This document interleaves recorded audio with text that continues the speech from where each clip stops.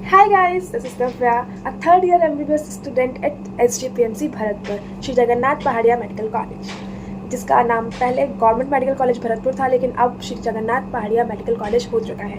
तो जैसे कि आपको टाइटल देख के समझ ही आ गया होगा कि हम आज बात करने वाले हैं कि अगर हमें गवर्नमेंट हॉस्टल अलॉट होता है तो हमें कितनी फ़ीस देनी पड़ती है, हॉस्टल में क्या क्या चार्जेस लगते हैं या कोई हिडन चार्जेस भी हैं। तो सब चीज़ों के बारे में हम बात करेंगे आज। तो welcome to my YouTube channel. क्या क्या चार्जेस हैं, कितने कितने चार्जेस लगते हैं, सेपरेटली हम सबके बारे में बात करेंगे कि हमें रूम का कितना चार्ज लगता है, हमें लाइट पंखे का कितना चार्ज लगता है, या फिर हम कोई एक्स्ट्रा अप्लाइंसेस यूज़ करते हैं, इलेक्ट्रिक अप्लाइंसेस यूज़ करते हैं तो हमें उसका कितना चार्ज लगता है। पहली बात तो ये, जब हम लोग आए थे तब हमें हॉस्टल फर्स्ट ईयर में अलॉट नहीं हुए थे, हमें हॉस्टल बहुत बाद में, बहुत कहने पर हमें अब सेकेंड ईयर के लास्ट में अलॉट हुए थे, अगस्त में।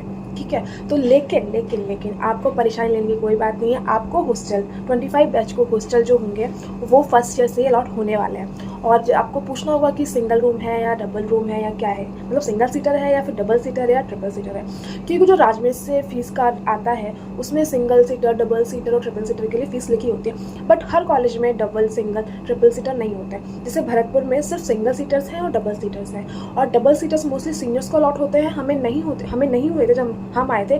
लेकिन जब आप आओगे तो आपको हो सकते हैं, अगर आप चाहो तो डबल में भी रह सकते हो, आप चाहो तो सिंगल सीटर भी ले सकते हो। तो हम बात करेंगे मेन मुद्दे के बारे में, क्या है वो है फीस। तो जैसा कि आप फीस, हर साल फीस चेंज होती रहती है, मतलब हर साल 10 to 15% इंक्रीमेंट होता रहता है। तो पहले मैं अपनी फ़ीस के बारे में बात करती हूँ कि मैंने कितनी फ़ीस किस हिसाब से दी है। तो मैंने टोटल मिला के 47 to 48,000 मैंने फ़ीस जमा कराई थी हॉस्टल की। उसमें क्या है, उसमें आपका 36 to 37 के आसपास तो आपका हॉस्टल के रूम का चार्ज है, और जो 11,000 या 11,500 के आसपास है वो आपके इलेक्ट्रिसिटी का चार्ज है, जो आप पंखा या लाइट चलाते हो। ठीक है, हाँ ओके। गर्मी आएंगी, कूलर चलेगा, एसी चलेगा, उसका क्या, उसकी हम बात करेंगे, रुक जाओ। तो ये चीज़ है। अब हम लोग सिंगल सीटर में रह रहे हैं, तो हमें सिंगल सीटर का हमें 47 या 48, मुझे एग्जैक्ट तो याद नहीं है, बट हाँ 47 to 48,000 हमें देने होते हैं। लेकिन ये इनफ नहीं है, गर्मी आएगी तो कूलर चलेंगे, एसी चलेगा, तो उसके जो है वो उसके अलग से फीस लगती है, वो इसमें इंक्लूडेड नहीं है। अगर आप कूलर यूज़ करते हो तो आपका पर ईयर 12,500 रुपये लगेगा। 12,500 आपका कूलर का लगेगा पर ईयर। अगर आप एसी यूज़ करते हो तो आपका पर ईयर 25,000 लगेगा। अब काफ़ियों को ये होगा कि काफ़ी हॉस्टल्स में, कॉलेजों में तो एसी अलाउड ही नहीं है, यहाँ कैसे, एम्स तक में एसी अलाउड नहीं है, यहाँ कैसे। तो वो एक बहुत अच्छी बात है हमारी कन्वीनियंस के लिए कि यहाँ पे हमें एसी के लिए कोई वो नहीं है कि तुम एसी नहीं लगा सकते या फिर अलाउड ही नहीं है। यहाँ पे एसी अलाउड है, आप लगा सकते हो, कोई दिक्कत नहीं है, बट आपको ये एक्स्ट्रा चार्जेस पे करने होंगे। जैसे कि मैंने एसी लगाया हुआ है तो मैं 25,000 पर ईयर के हिसाब से ये लोग चार्ज करते हैं। जैसे हम लोग अगस्त में आए थे तो अगस्त टू अगस्त हमारा 25,000 लगेगा, उसके बाद हम जितना रहेंगे उस हिसाब से हमारा 25 लगता जाएगा। तो ये हमारे एसी का चार्ज है। तो हम बात करेंगे कि 25 बैच को जो फर्स्ट ईयर आने वाला है उनको कितना पेमेंट करना होगा हॉस्टल के लिए। तो जैसे कि हमने जो 36,000 पे किया था एक सिंगल सीटर रूम के लिए, वो आपको पे करना होगा 39,000, और जो हमारा इलेक्ट्रिसिटी बिल था 11.5 का, वो आपको पे करना है 13.5 के आसपास।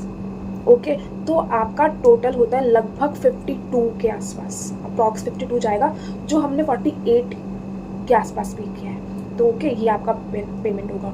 और अगर आप कूलर लगाते हो गर्मी में ऑब्वियसली लगाओगे, तो जब कूलर लगाते हो या फिर एसी यूज़ करते हो तो उसका आपको अलग से पे करना होगा 12.5 और 25। और मैंने 50 क्यों बोला, उसकी मैं आपको बात बताती हूँ।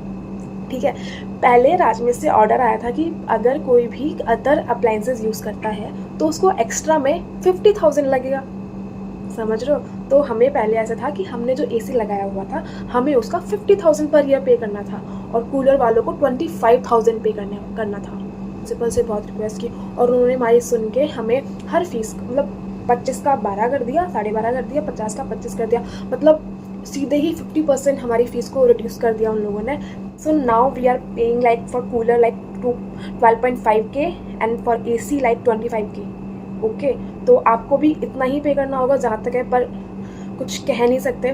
बट राजमेश का ऑर्डर आ चुका है, आपसे ये सेम ही रहेगा, तो आपको भी 25 और 12.5K ही लगने वाला है। तो ये आपकी टोटल फीस होगी। अब टोटल मिला के अगर हम लगाते हैं तो आप 75 या 76,000 हमें पर ईयर पड़ता है एसी के साथ, और आप उसमें से माइनस कर लो 62 या 63 के आसपास आपका पड़ेगा कूलर के साथ। तो ये आपका पूरा हॉस्टल का फ़ीस हुआ।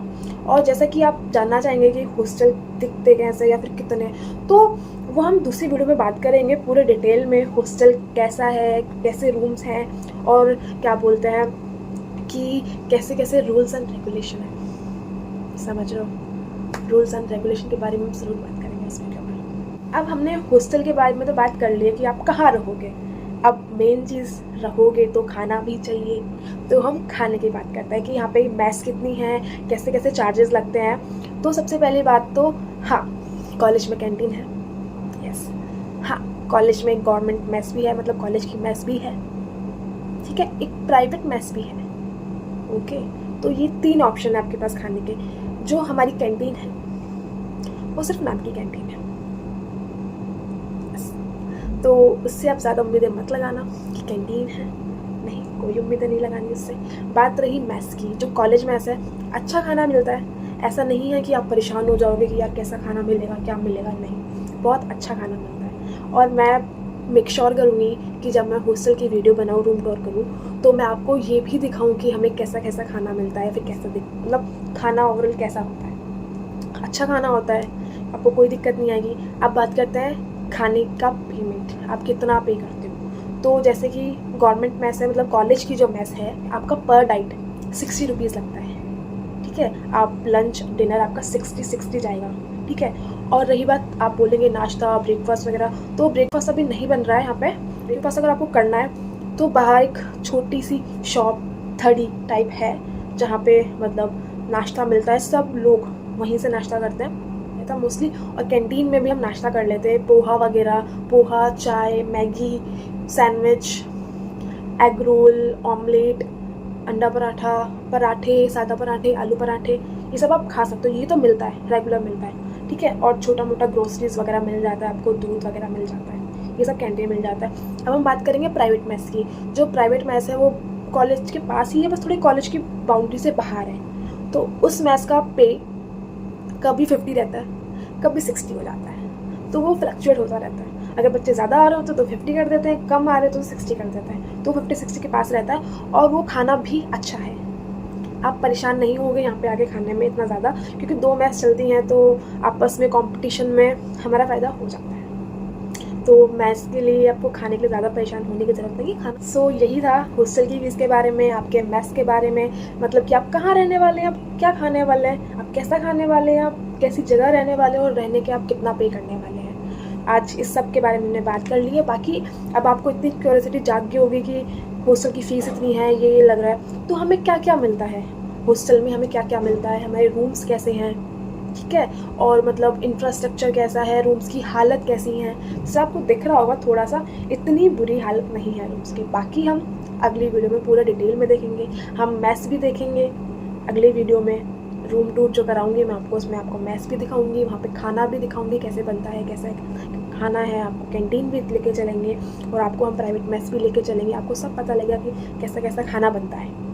ओके, तो आज की वीडियो में सिर्फ इतना ही। अगर आपको मेरी वीडियो पसंद आई है तो प्लीज़ लाइक कीजिए, कमेंट कीजिए एंड सब्सक्राइब कीजिए मेरे चैनल को।